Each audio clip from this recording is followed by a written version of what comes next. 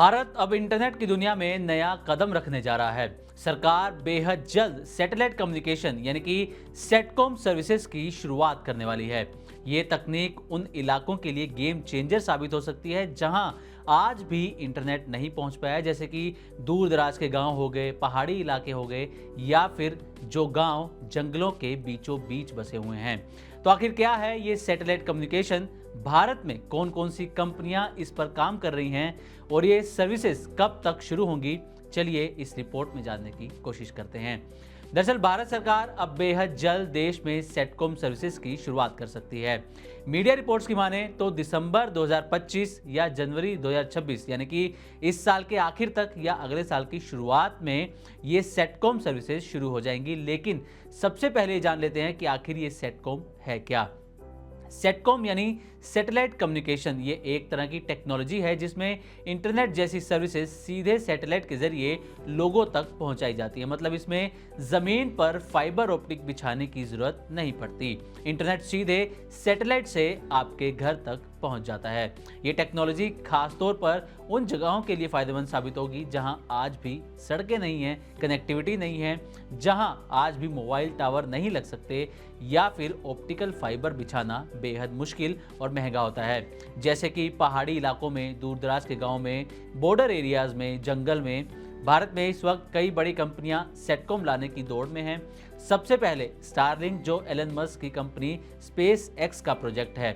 फिर है मुकेश अंबानी का जियो और लग्जमबर्ग की एसईएस का जॉइंट वेंचर जियो एसईएस। इसके अलावा सुनील मित्तल की कंपनी यूटेलसेट वनवेब और अमेरिका की सैटेलाइट कंपनी ग्लोबलस्टार। इनमें से कई कंपनियों जैसे कि स्टारलिंक, रिलायंस जियो और यूटेलसेट वनवेब को भारत सरकार की तरफ से पहले ही लाइसेंस मिल चुका है। स्टारलिंक काफ़ी पहले ही भारत में अपने प्री बुकिंग प्लान्स लेकर आ चुकी है, लेकिन उसे सरकार से मंजूरी का इंतज़ार है। वनवेब ने भारत में सैटेलाइट लॉन्च किए हैं और इसरो के साथ मिलकर काम कर रहा है। रिलायंस जियो और एसईएस भी एक लियो यानी कि लो अर्थ ऑर्बिट नेटवर्क लॉन्च करने वाली है, जो हाई स्पीड ब्रॉडबैंड दे सकेगा। सरकार की सबसे बड़ी टेलीकॉम बॉडी डीसीसी यानी कि डिजिटल कम्युनिकेशन कमीशन जल्द ही एक अहम बैठक करने वाली है। और डीसीसी, आपको बता दें कि ये भारत सरकार के टेलीकॉम डिपार्टमेंट की ही एक ऑर्गेनाइजेशन है जो डिजिटल कम्युनिकेशन से जुड़े सारे फैसले लेती है। ये सैटेलाइट स्पेक्ट्रम अलॉट करती है, स्पेक्ट्रम की कीमतें तय करती है, लाइसेंसिंग पॉलिसी बनाती है और टेक्निकल गाइडलाइंस जारी करती है।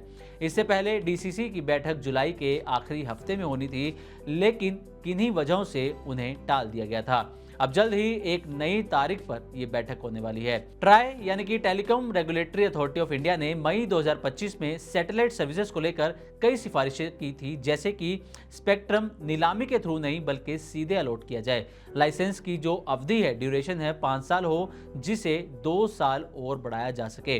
कंपनियां अपने एडजस्टेड ग्रॉस रेवेन्यू का 4% शुल्क सरकार को दें। कम से कम 3500 रुपये पर मेगाहर्ट्ज का मिनिमम एनुअल स्पेक्ट्रम चार्ज लगे। लेकिन सरकार का मानना है कि इन शर्तों को जरूरत पड़ने से पहले ही बदला जा सकता है। अगर कोई नई टेक्नोलॉजी आती है या स्पेक्ट्रम का इस्तेमाल किसी और सर्विसेज के लिए होने लगे, जैसे कि इंटरनेट या डेटा ट्रांसफर, अभी स्पेक्ट्रम की कीमत और डिस्ट्रीब्यूशन को लेकर कंपनियों और सरकार के बीच सहमति बनना बाकी है। नियमों को और क्लियर बनाने की जरूरत है, जैसे कि क्या ये सेटकॉम की सर्विस सिर्फ रिमोट एरिया में होगी या पूरे भारत में।